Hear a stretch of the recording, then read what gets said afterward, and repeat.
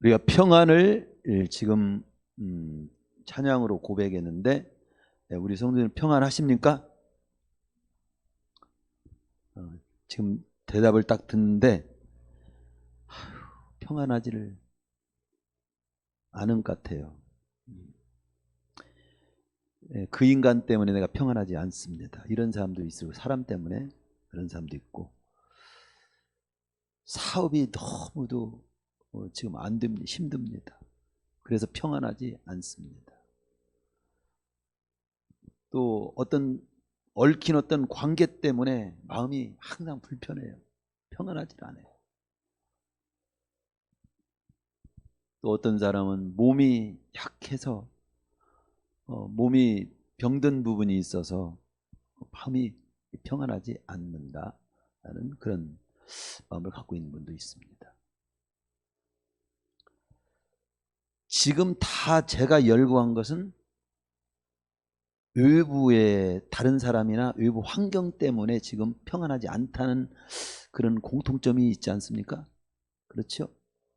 우리는 다 여러분이 평안하지 않은 것은 외부의 어떤 환경이나 어떤 다른 사람과의 관계라든가 자기로서는 소화할 수 없는 사람이나 일 때문에 참 평안하지 않다는 고백들을 많이 듣게 되고 보게 됩니다.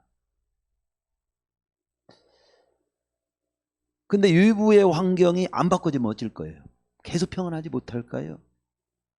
그 사람이 나에게 평안을 안 주는 그 사람이 여전히 변화가 없으면 어쩔 겁니까? 그대로 평안하지 않은 상태로 끝까지 살 수밖에 없을까요? 우리 주님께서는, 그리고 오늘 본문을 통해서는 외부의 환경이 안 바꿔진 그대로, 나와의 어떤 안 좋은 관계가 있는 사람, 그 사람 변화가 전혀 없는 그대로 해서 네가 평강이 있기를 바란다 라는 쪽의 말씀이라는 것을 먼저 말씀드리고 싶습니다. 그리고 실제로 오늘 본문을 떠나서라도 빨리 바꿔야 됩니다. 그 사람이 있는 한 나는 평안할 수 없다. 그거 고쳐야 됩니다. 네 마음을 고치지 않는 한 너는 평안할 수 없다라는 것을 빨리 깨달아야 됩니다. 그 환경이 좋은 환경으로 바꿔지기 전에는 평안할 수 없다는 사람도 환경이 안 바꿔지더라도 내가 바꿔짐으로 평안할 수 있음을 여러분 바라볼 수 있는 눈이 열리시길 바랍니다. 그것이 바꿔져야 돼요.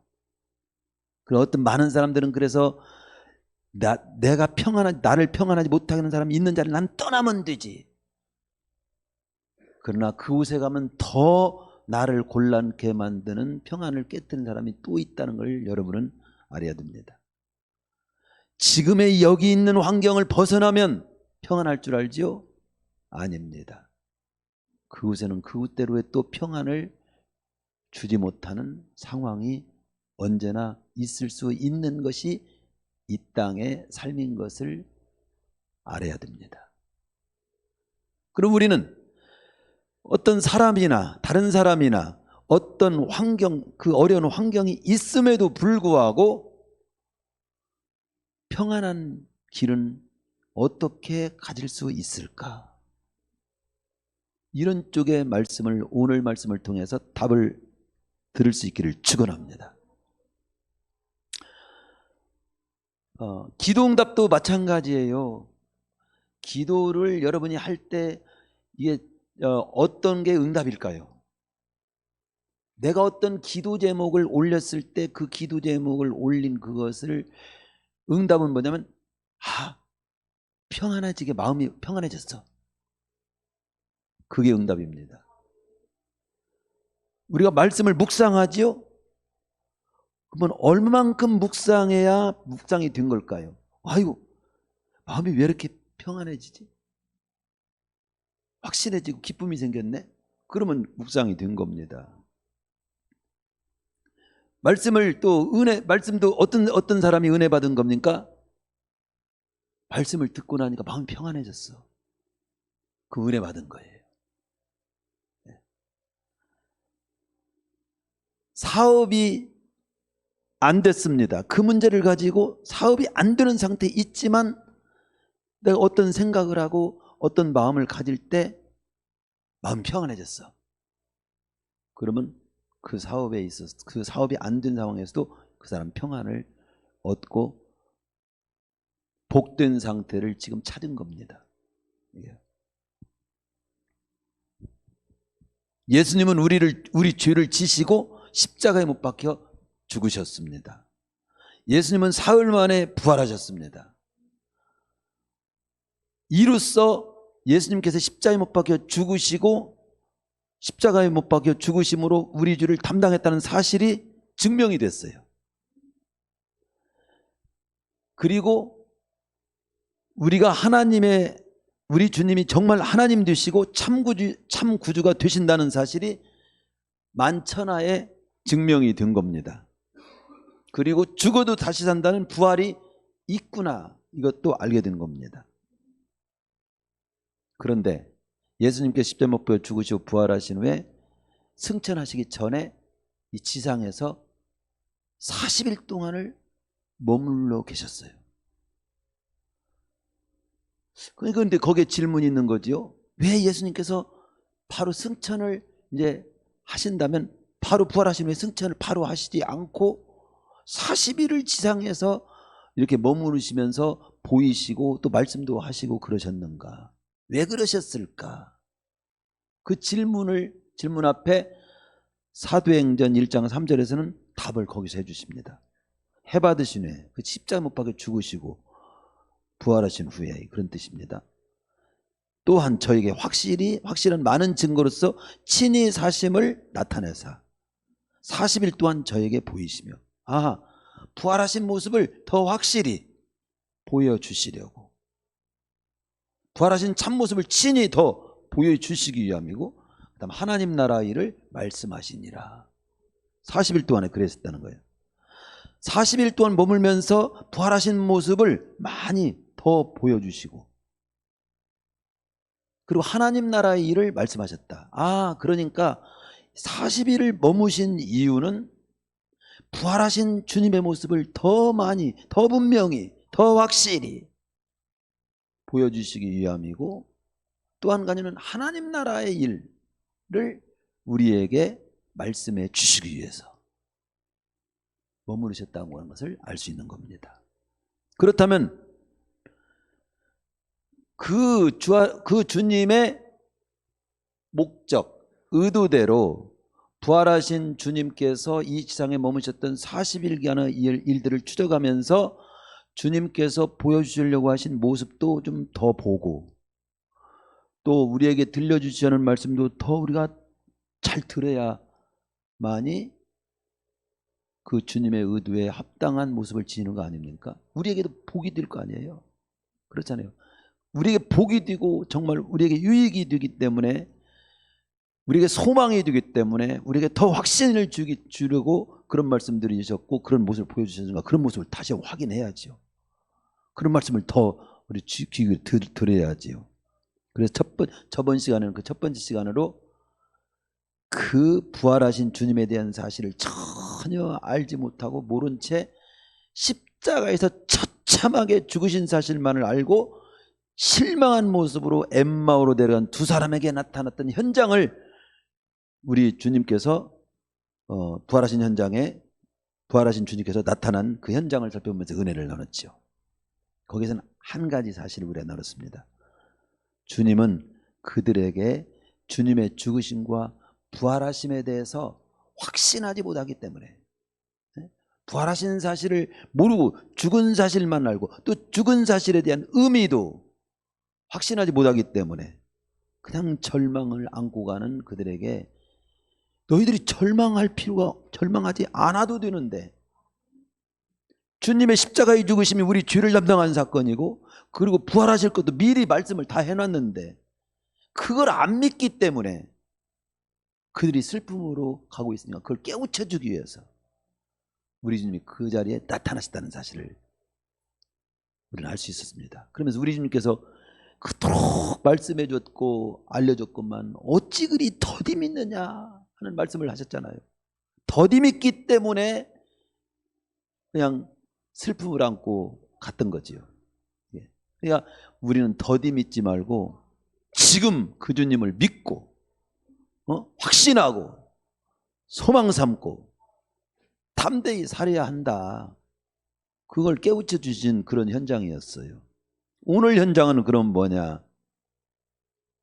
오늘은요, 현장이 어떤 현장이냐면 부활하신 주님께서 11제자라고 말하지만 사실은 10제자입니다. 어쨌든 11제자, 10제자는 그건 조금 더 설명하고요. 11제자들이 두려워 떨며 모여있는 곳에 나타나시던 현장입니다. 그러니까 마가와 누가복음에서는 11제자라고 했으나 가룟 유다는 이미 죽은 때고 이미 도마는 참석하지 못했으므로 사실은 10명의 제자뿐인데, 여기 누가복음 24장 33절에서는 11제자라고 한 것은 11제자라고 하는 말은 가룟 유다를 제외한 나머지 11제 제자들을 대명사로 표현한 그런 표현입니다. 그래서 주님께서 어쨌든 제자들에게 나타나셨던 때는 지금 어떤 때냐면 부활하신 주님께서 또 다른 어떤 모습으로 나타나셨던 때는 제자들이 공포에 쌓여 문을 닫고 떨고 있을 때였다. 제자들에게 나타나신 주님께서는 두려워 떨고 있는 이들에게 나타나신 거예요. 그리고 부활하신 모습을 보여주신 거예요. 그리고 무슨 말씀을 하셨을까 보니까 오늘 제목대로 또 말씀 그대로 너희에게 평강이 있을지어다.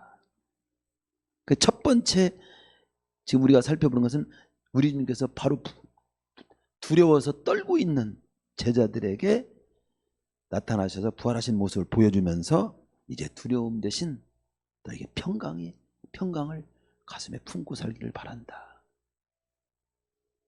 그런 말씀을 해주신 겁니다. 요한복음 20장 19절 이날 곧 안식 후 첫날 저녁 때 제자들이 유대인들을 두려워, 누구를 두려워해요? 유대인들을 두려워하여 모인 곳에 문을 막 쳐 닫고 닫아놓고 떨고 있는데, 문만 누가 흔들어도 탁 문스꾸리를 잡고 있는 그때 예수께서 오사 가운데 서서 가라사대 너희에게 평강이 있을지어다. 문 잠궜는데도 들어오셨어. 문 잠궜는데도 부활하신 몸은 들어오실 수 있는 몸이야. 이 기록을 가만히 보면 이들이 유대인들을 두려워하며 떨고 있었다는 걸 알 수 있습니다. 제자들이 왜 이렇게 유대인들을 두려워하며 문을 잠그고 두려워 떨고 있었을까요? 그 당시 상황을 대표한 표현입니다. 그 당시 유대인들은 예수님을 신성 모독죄로 몰고 가서 십자가에 못 박혀 처절하게 죽인 사람들이에요. 따라서 하나님을 모독한 예수라고 단정을 하고 신성 모독죄로 예수님을 죽인 그들이 지금 예수님을 따르는 자들까지도 같은 제목으로 죽이려 한다는 사실을 제자들은 알고 있었던 겁니다. 그렇게 인식하고 있기 때문에 자기들도 십자가에 예수님을 죽인 것처럼 자기들도 잡아서 죽일 수 있는 사람들이라는 사실을 알고 있었기 때문에 그렇게 두려워 떨고 있었던 거죠. 이런 제자들에게 부활한 주님이 나타나셔서, 즉 뭡니까? 지금 십자가에 못 박혀 죽인 그들만 생각하면서 두려워 떨고 있는 그들에게 부활한 주님이 나타나셔가지고 딱 보여준 거예요. 그럼 어떤 생각이 듭니까? 적어도 분명한 사실은 십자가에 못 박혀 처절하게 죽여도 다시 사신, 우리도 죽일지라도 주님처럼 다시 살게 된다는, 못 죽인다는, 죽여도 다시 살게 되는 우리 모습이라면 그들이 죽인다고 할지라도 두려울 필요 없잖아. 이런 깨달음을 주는 거죠. 이런 확신을 주는 거죠. 오히려 한번 죽여봐. 오히려 그럴 수 있어. 더 깨어날 수 있다면, 다시 살아날 수 있다면. 그러면서 너희에게 평강이 있을지어다. 이제는 떨 필요 없어. 부활한 나를 봐. 부활한 나를 봐. 오늘날도 암병에 걸리고 막 죽을 병이면 달달달. 그러나 그것이 두려운 것은 사실이지만 근본적으로 궁극적으로는 이렇게 부르신다면 갈 수도 있다는 마음을 우리는 가질 수 있어야 돼요. 근본적으로는 두려워할 필요가 없습니다. 주님은 여러 모양으로도 우리는 이 죽음을 맞이하게 하십니다. 우리는 죽어도 다시는 부활의 신앙이 있을 때처럼 죽음까지도 죽음 앞에서도 두려워 떨지 않는 모습을 지닐 수가 있는 거죠. 우리 주님께서 손과 옆구리를 보이셨다고 요한복음 20장 20절에서는 기록합니다. 부활하신 주님의 모습을 확실히 보여준 거죠. 이렇게 못을 박았고 옆을 창으로 찔러서 내가 죽었었어. 지금 그저 살아났잖아. 봐. 너희들을 죽이려고 하는 자들 때문에 두려워 떨고 문 잠그고 있었지? 이제는 떨지 마. 그런 의미가 들어있는 거죠. 그렇습니다. 부활하신 주님께서는 오늘 우리에게도 평강을 주시기를 원하시는 줄로 믿습니다. 그걸 두고두고 보라고 성경에 기록한 거예요. 너희들도 떨지 마.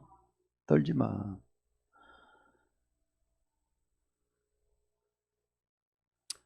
막 비가 내리고 천둥벼락이 치고 막 번개가 번쩍번쩍 막 번개 보고 천둥벼락 보고 놀래지만 궁극적으로 그 번개와 천둥벼락을 주관하시고 그것을 행사하시는 분이 하나님인 것을 안다면 우리는 그거하고 떨지 않고 하나님을 바라보면서 이 천둥 번개를 오히려 해석을 하고 그 하나님을 바라볼 때 그런 것에 대해서 두려워하지 않을 수 있어요. 구름에 태양이 가렸다고 해서 태양이 없는 겁니까? 눈에 하나님이 안 보인다고 해서 하나님이 안 계신 겁니까? 우리는 오르막을 올라갈 때는 내리막도 있다는 걸 생각하기 때문에 오르막을 참고 올라갈 수 있잖아요.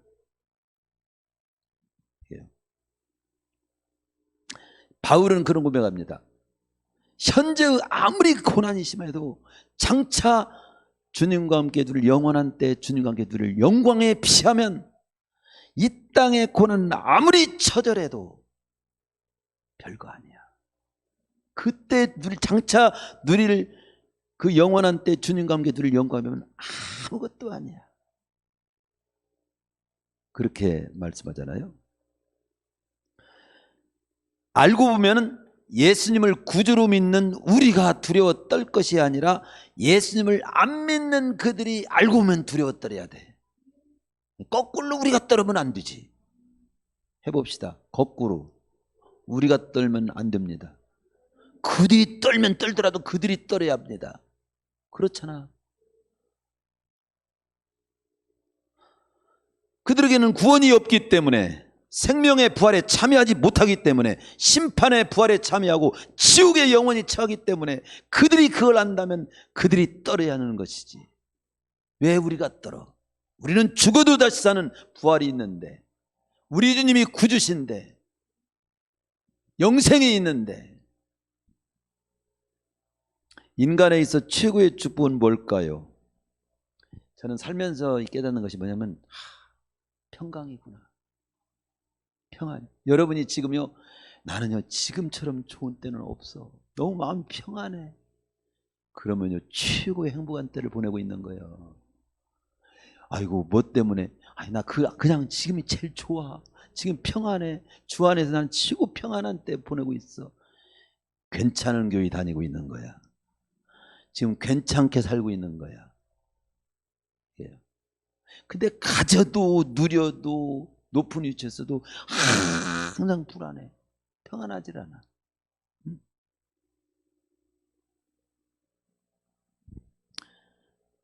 그러잖아요. 정말로 최고의 축복이 저는 평안인 것 같아요. 이 땅에서도 평안.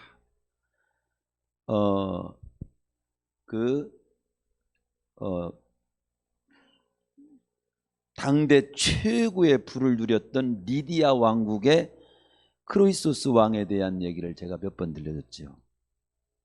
거기에 솔론이라고 하는 사람이 그냥 최고의 부를 누리면서 떵떵거리며 살고 있는 크리소스 왕을 찾아왔을 때 크리소스 왕이 당대 현인으로 알고 있는 솔론이라고 하는 분에게 당신이 전국을 돌아다니면서 이게 볼 때 누가 최고로 행복합니까? 행복한 사람을 나보다 더 행복한 사람 만나봤습니까? 이런 쪽으로 물어봤지. 솔론이 그랬어요. 당신이 지금 부귀영화를 막 그 은금을 쌓아놓고 막 부귀영화를 타게 당신이 최고 행복하다고 지금 나한테 그 질문을 하는 모양인데 그 말은 진짜 속으로 생각했겠지. 대답을 하죠. 누가 행복한 사람이므로 보였느냐고요? 또 누가 행복한 사람이냐고요? 정말 행복한 사람은요, 죽을 때 행복하게 죽을 수 있는 사람, 그 사람이 진정 행복한 자입니다. 그렇게 대답을 해줬어요.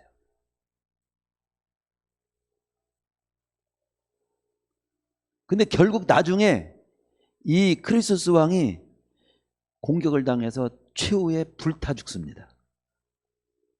근데 불타 죽으면서 그 모든 부귀영화 누리면서 육신적으로도 불타 죽고 실제는 영적으로는 그 사람 모르지만 그는 최후의 정말 행복하게 죽을 수 있는 사람이 진짜 행복한 자라고 하는 말이 맞은 거야. 근데 오늘 여러분들 죽을 때 만약 오늘이라도 죽음이 온다면 행복할 수 있어요? 행복하게 죽음을 맞이할 수 있어요?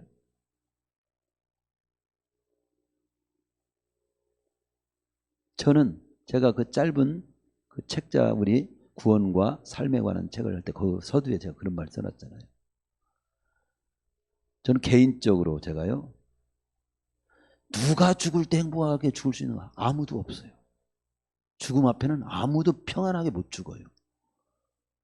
죽을 수 있는 게 성경에 나와요. 예수 믿고 구원받은 사람만, 그리고 영생을 확신한 사람, 천국에 확신한 사람만이 죽음을 평안하게 맞이할 수 있어요.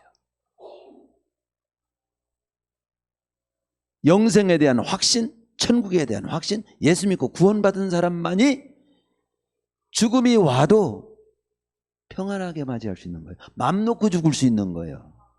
즉 그러니까 예수 믿고 구원받은 사람만이 사실상 맘 놓고 죽을 수 있는 사람들인 거지. 맘 놓고 죽을 수 있는 사람들이 평안히 죽음을 맞이할 수 있는, 행복하게 죽음을 맞이할 수 있는 거지. 아, 그러면 예수 믿고 구원받은 자가 최고 행복한 자네. 그런데 우리는 예수 믿고 구원받았다 할지라도 좀 걸리는 게 있어. 예수 믿고 구원받은 자께 삶은 개판으로 살았어. 구원받았다고 하지만 그러면 좀 걸릴 거 아니야. 평안하지 못하잖아. 그러니까 예수 믿고 구원받고 구원받은 자께 나로서 지극히 적은 삶이지만 충성을 다하면서 믿음 지키고 사명 다하면서 살았다면 죽을 때 행복하지 않을까?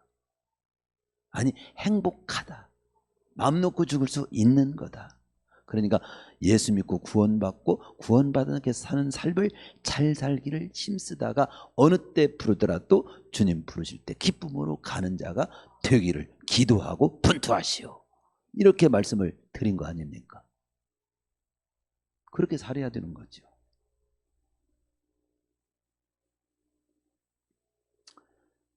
그래서 인간에게서 최고의 축복은 저는 평안이라고 봅니다. 여호수아 리프맨이라고 하는 소설가 쓴 마음의 평안이라는 책에 여러분 몇 번 소개했는데, 이 책의 젊은 주인공이 어떤 노인을 찾아가서 자기의 소원을 말합니다. 나는요 정말 소원이 있다면요. 너 소원이 뭐냐? 그러니까 첫째는 건강하면 좋겠고요, 두 번째는요 돈 좀 많았으면 좋겠고 재물이고요, 세 번째는 제 외모가 좀 멋있었으면 좋고 미모이며, 넷째는요 제가 재능이 좀 있었으면 좋겠고, 다섯 번째는 권력도 좀 가졌으면 좋겠고, 여섯 번째는 명예입니다. 여러분이 갖고 싶은 거 다 말했네. 그렇죠? 그런데 이 소원을 말하는 청년을 지그시 바라보면서 그 노인이 이렇게 말합니다. 청년, 그 건강, 서령 건강, 또 서령 재물을 얻었다고 보고 당신이 외모가 아주 뛰어나다고 하고 재능이 있고 권력이 있고 명예가 다 모든 것이 다 있다 할지라도 평안이 없다면 그 아무것도 즐길 수 없다네. 응?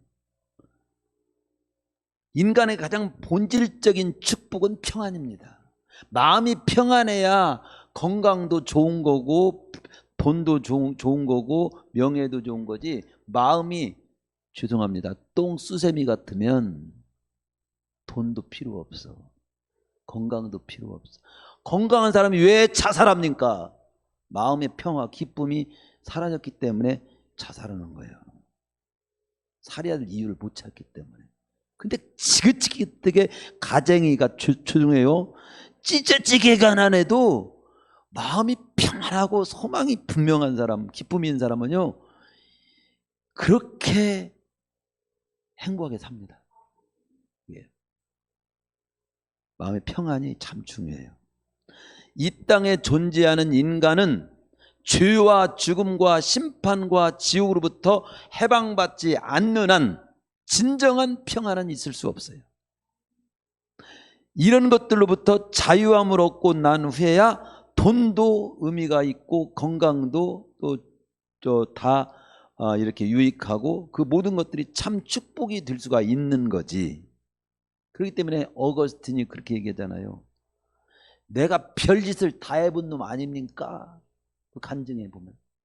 그렇지. 그러니 세상에서 온갖 잡된 일은 다 해보고 살았어. 이단에도 빠져보고 별짓을 다 한 사람입니다. 그런 나중에 주님 만나고 이제 성 어거스틴이 된 거잖아요. 근데 그 어거스틴이 주님 품에 안기까지는 별짓을 다 해봐도 참 평안이 없었어요. 근데 주님 품에 안길 때 진정한 평안이 저에게 주었습니다. 주님 품에 안기기까지는 진정한 평안은 없었습니다. 이건 어거스틴만의 고백이 아니에요. 모든 인간은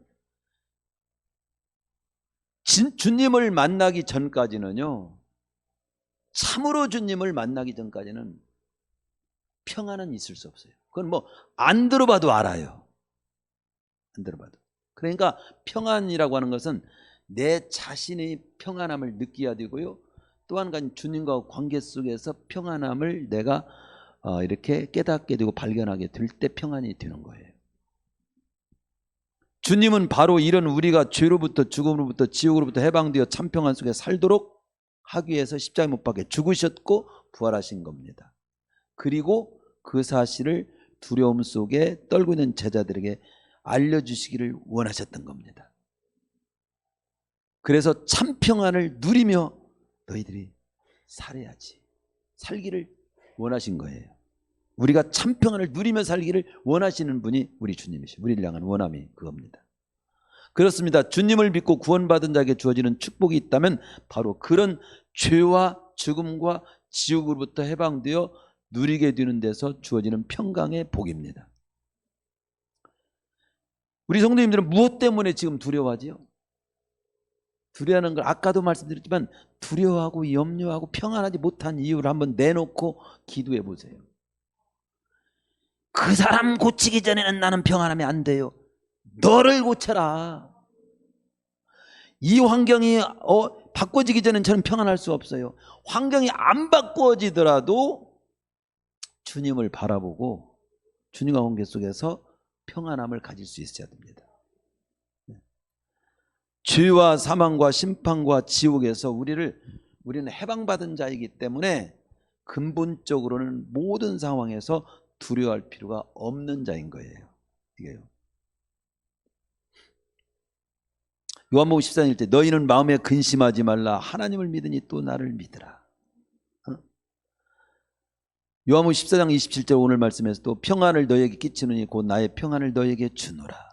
내가 너에게 주는 건 세상이 주는 것 같지 않아. 세상이 주는 평안이 아니야. 돈 좀 있다고 좀 뭐 높은 자리에 차지했다고 그렇게 해서 생기는 평안이 아니야. 궁극적으로 죄에서, 죽음에서, 지옥에서 해결받은 그런 데서 오는 평안인 거죠. 요한복음 10장 3장 이것을 너희에게 이르면 너희로 내 안에서 평안을 누리게 하려 함이라. 세상에 너희가 환난을 당하나 담대하라. 내가 세상을 이겼다. 이겨왔어. 이겨놓은 사실을 알고 환난을 당하지만 지금도 평안한 마음을 가지고 살아. 이사야 41장에서는 두려워 말라 내가 너와 함께함. 어떤 환경에서도 우리 주님이 함께 하시고 있고 알고 있고 인도하시고 있음을 믿는다면 우리는 평안할 수 있는 거예요.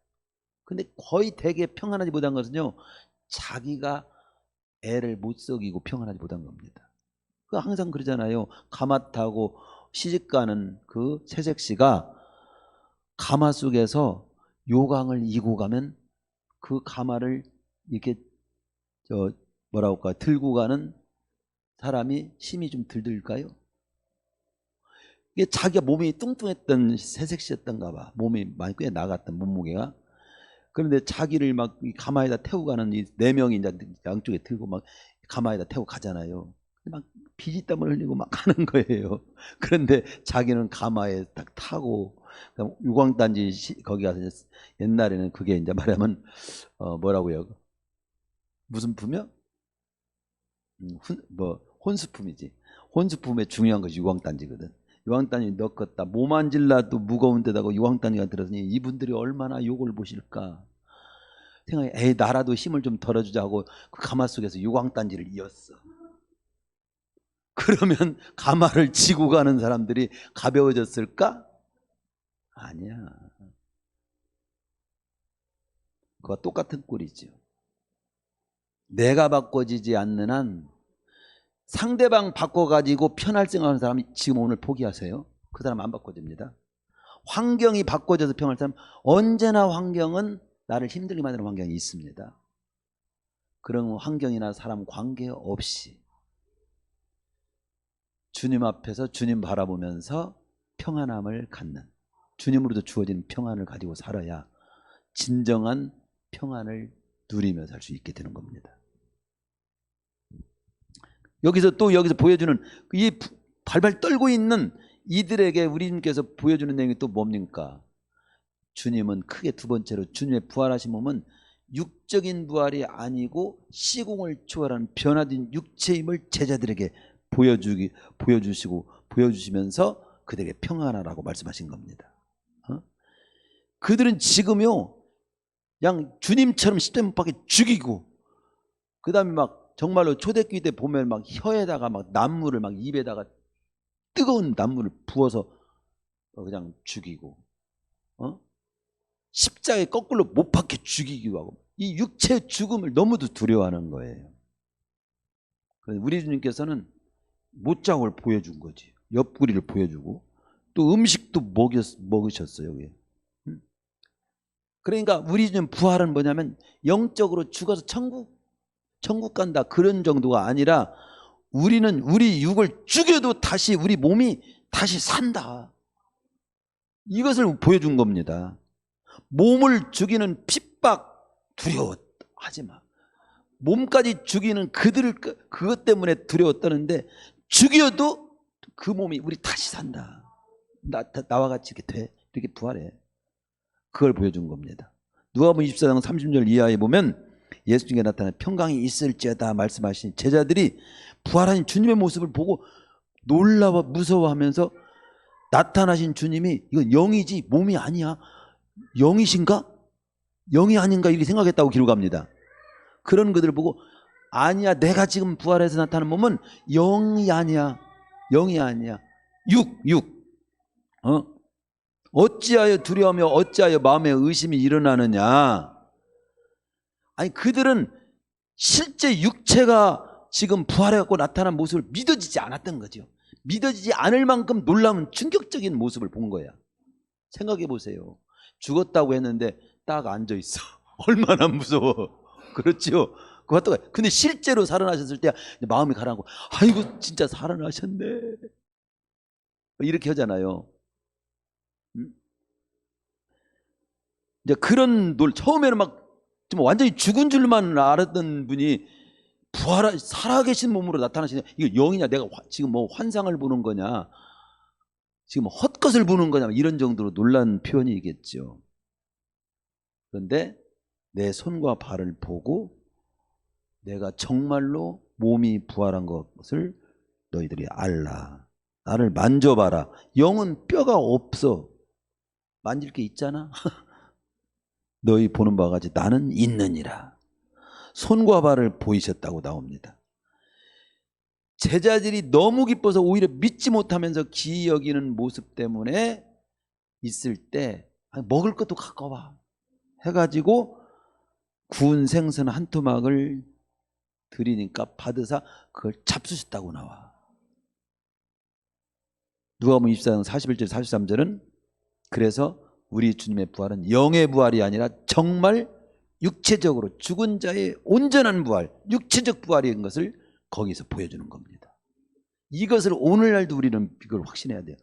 막연히 천국만 가는 게 아니에요. 우리는 정말 죽어도 다시 사는 육체의 부활이 있는 신령한 몸으로 변화되는, 그러나 이와 같은 몸은 아니에요. 이제는 놀랍게 그 변화된 모습입니다. 예수님이 부활하신 그 모습은 음식도 먹을 수 있는 몸이고 살과 뼈도 있는 몸이고 현재의 육체와 관련이 있지만 분명한 것은 시공간을 초월할 수 있는 변화된 모습의 어떤 육을 지닌 모습이에요. 하늘에 속한 자의 형상이라고 나옵니다. 고린도전 15장 42절 44절에 보면 지금 우리의 몸은 썩고 욕된 약한 몸이지만 부활 때 갖게 될 몸은 썩지 않고 영광스러우며 아주 강력한 신령한 몸이 될 거라고.